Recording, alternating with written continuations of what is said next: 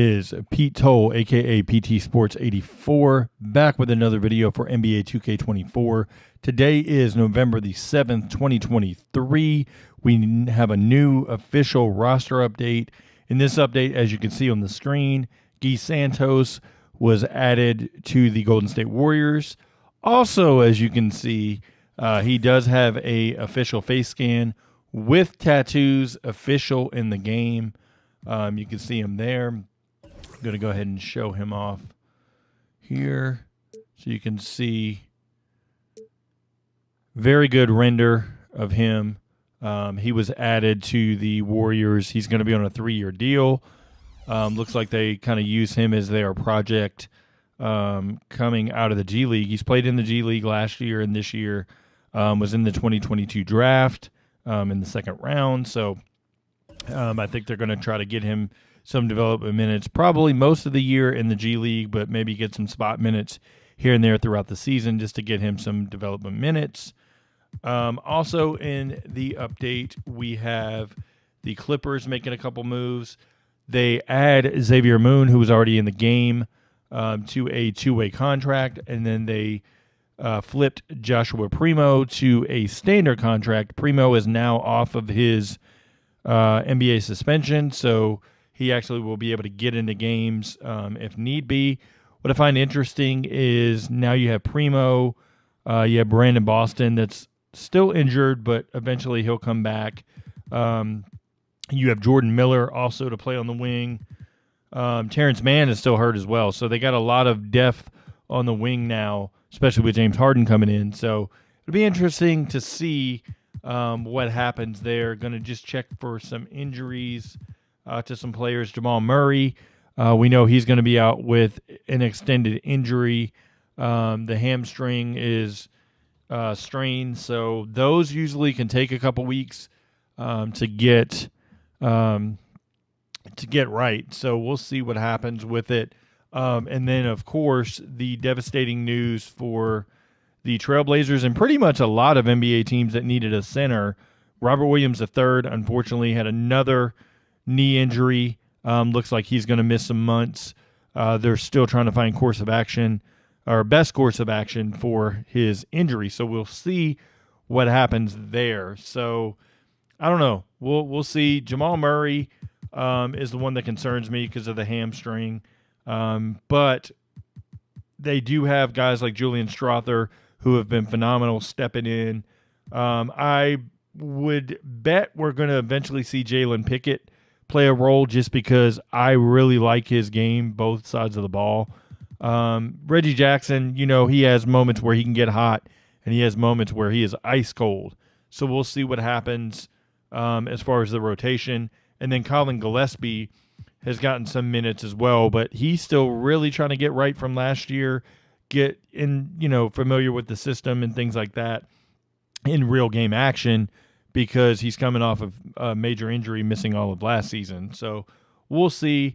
In yesterday's update, 2K updated some of the positions, or not positions, the rotations, as I should say. Looks like position updates may come this week if we have a ratings update. Not sure if the ratings update is still scheduled for this week or they're going to push it to next week because there are no NBA games this evening. So, we'll see. But looks like, everybody's updated for the most part. So you can kind of go through and see what teams are doing as far as the rotation. Like Wendell Carter's out, so they luckily got him out of the rotation.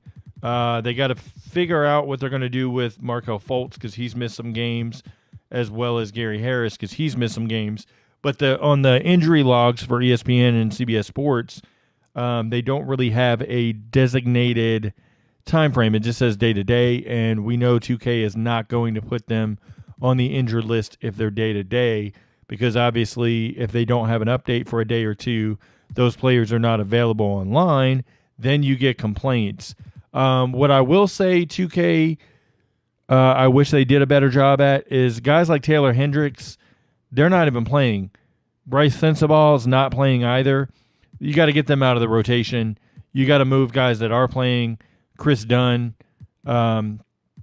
Simone Fontecchio as well, like a little bit of spot minutes. Like the smaller, like the lesser minute guys, you got to get those right. You can't have Taylor Hendricks in the rotation when he's not even played like 10 minutes total for the season. Um, those are the small fixes I'd like to see 2K kind of hone in on, because the smaller fixes are what gets missed. Everybody can catch the big misses like De'Aaron Fox being out, Jamal Murray, you know, and so on, but not getting the small minute guys correct. And yes, I know that they can change varying from game to game, but if you know like a Taylor Hendricks hasn't played or Bryce Sensabaugh hasn't played, you take them out of the rotation. That's just my opinion, you know, on what they should do there. Interesting enough, the Grizzlies had another injury. Tillman went out of the game or didn't play in the game, and then Biyombo started. So I'll be interested to see how that changes things for the Grizzlies moving forward. One thing to note, a team that's always fluid is Boston based on matchups. Right now it's injury. Derek White and Horford will kind of swap in and out of the lineup, kind of changing those lineups. But overall, I think it's mostly the same. Like Jared Allen's been out for a number of games. Like he should have been injured, in my opinion, but he is technically listed as day-to-day. You know, just things like that. Just minor changes like that. One cool change I would like to see 2K maybe implement. Don't know if they can because of licensing and stuff like that. But one thing I'd like to see is guys that are in the free agent pool that are on G League teams, go ahead and assign those guys to the G League teams. And then that way it kind of opens up more for my NBA fans and stuff like that. So I think that gives a little bit better authenticity to the game. Obviously, we can go in and edit the G League teams ourselves and stuff like that, but it would be cool if 2K did that, you know, so we wouldn't have to. But that's basically it for this update. I don't really anticipate anything tomorrow from 2K's side of things, because if we are getting an update for the first ratings update on Thursday, then that's what'll come out. Position updates in that one, obviously rating updates with that one. Maybe some badge changes, we'll see. They're usually pretty conservative with badges, but guys like, especially guys like Wembanyama, he would move to power forward, but he's going to have way more than 6 badges. So it'll be interesting to see what happens with that. Guys like Tyrese Maxey, obviously, going to go up a bit. He's been phenomenal. Same with Kelly Oubre for the Sixers. Just things like that overall. So I think looking at it as a whole, we should get some good changes for Thursday if that's to happen. So that's it for this video. If you've enjoyed the content that I bring, please hit that like button. Leave a comment if you so desire. Also, make sure you're subscribed to the channel as well. This is the kind of content I bring. Every time there's a roster update, I try to cover it. If it's a decent one, if it's a minor one, like one thing changed in it, I'm not really going to get a video and cover that. But this one was significant enough with injuries and then adding Gui Santos that I felt it was appropriate to do a video on. So I'll be back again on Thursday if there is a ratings update. Until then, thanks for watching and take care.